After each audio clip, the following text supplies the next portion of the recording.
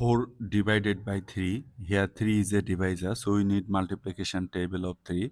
3 times 0 0, 3 times 1 3, 3 times 2 6, 3 times 3 9.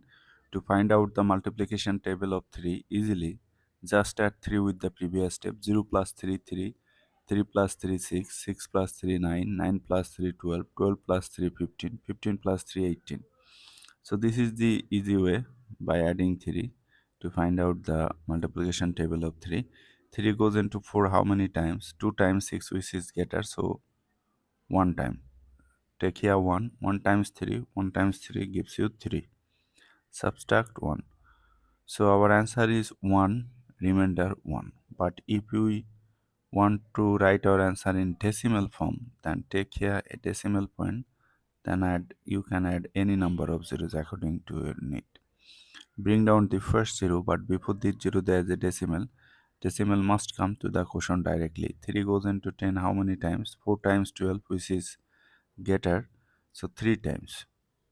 3 times 3 9. Subtract 1.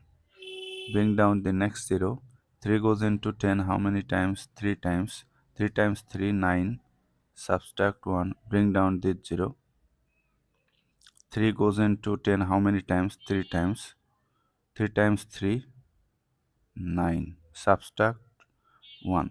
Since we have gotten 3 digit after decimal, we can stop here. But since this process is continuing, you can add here any number of zeros. So we will place 3 dot. So our answer is 1.333 dot dot dot. But you can place here bar over 3, a bar over 3, that indicates that this 3 is repeating. 1.3 bar is our answer.